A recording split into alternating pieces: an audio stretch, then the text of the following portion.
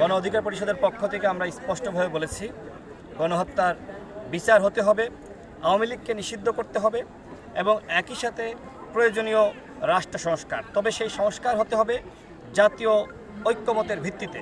এছাড়াও আমরা বলেছি যে একটি জাতীয় সনদ তৈরি করতে হবে, যেখানে প্রত্যেকটা দলের স্বাক্ষর থাকতে হবে, যাতে করে আগামীতে যেই ক্ষমতায় আসুক না কেন তিনি সেই সনদ বা রাষ্ট্র সংস্কারের যে ওয়াদা সেটি বাস্তবায়ন করতে বাধ্য থাকেন। এবং সর্বশেষ আমরা নির্বাচনের কথা বলেছি। ইতিপূর্বে আমরা বলেছি যে ডিসেম্বরের মধ্যে নির্বাচন হলে এই যে রাজনৈতিক সংকট, সেই সংকট আরও বেশি ঘনীভূত হয় না। প্রধান উপদেষ্টা নিজেও কিন্তু যখন পুলিশের ঊর্ধ্বতন কর্মকর্তাদের সাথে বৈঠক করেছেন, তখন তিনি বলেছেন যে ডিসেম্বরের মধ্যে ইলেকশনটা হবে। দেখেন, বাংলাদেশের যে বাস্তবতা, সেই বাস্তবতায় জুনে ইলেকশন হয় না।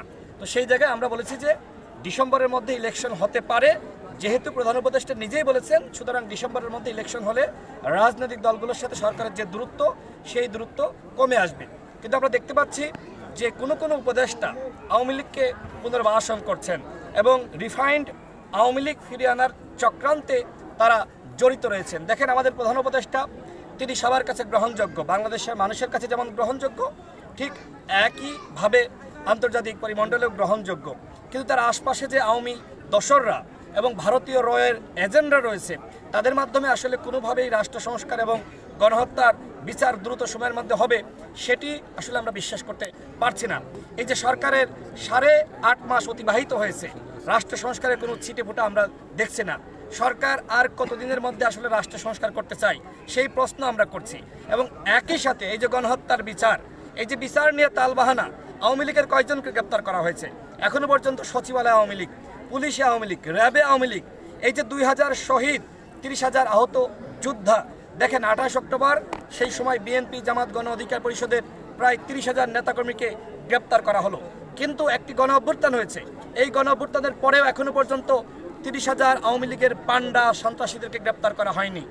বরং আমরা জানতে পাচ্ছি কোনো উপদেষ্টা আওয়ামী লীগের ডামি এমপিদের জামিন করাতে আদালতের উপরে হস্তক্ষেপ করছে। গতকাল আমার নিজ জেলা ঝিনাইদহতে সেখানকার একজন ডামি এমপি জামিন পেয়েছে। এর আগে আমার নিজ আসন ঝিনাইদহ 2 আসন, সেখানকার একজন ডামি এমপি আওয়ামী লীগের নেতা, তারা জামিন পেয়েছে। এই যে বিভিন্ন জায়গায় সাবের মান্নানরা জামিন পাচ্ছে, সরকারের উপদেষ্টাদের সহযোগিতায় তারা এই জামিন পাচ্ছে। সরকার যদি এইভাবে আওয়ামী লীগের পুনর্বাসন করে এবং একই সাথে আমাদের প্রধান উপদেষ্টা নিজেও বলে যে আগামী নির্বাচনে আওয়ামী লীগ অংশ নিবে কি নিবে না, সেটি তাদের দলীয় সিদ্ধান্ত, এই ধরনের বক্তব্য এবং সরকারের উপদেষ্টাদের কার্যক্রম, সেটি আসলে মানুষকে আশাহত করছে। এই কারণেই দেখেন, শুরুতে সরকারকে মানুষ বলেছে যে সরকার থাকুক, রাষ্ট্র সংস্কার করুক।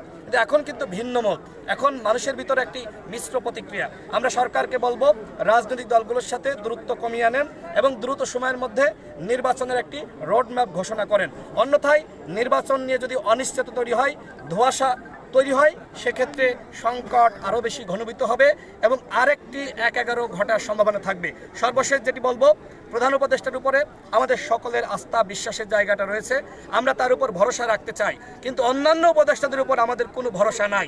সুতরাং প্রধান উপদেষ্টা, আমরা দৃঢ় বিশ্বাস রাখি দ্রুত সময়ের মধ্যে সবাইকে সাথে নিয়ে জাতীয় সংলাপের আয়োজন করবেন এবং সেই সংলাপ হবে আওয়ামী লীগকে নিষিদ্ধ করা এবং নির্বাচনী রোডম্যাপ ঘোষণা করা। আমরা সেই দাবি আগেও রেখেছি। গণ অধিকার পরিষদ রাষ্ট্র সংস্কার চাই, গণহত্যার বিচার চাই, আওয়ামী লীগের নিষিদ্ধ চাই এবং ডিসেম্বরের মধ্যে ইলেকশন চাই। আপনাদের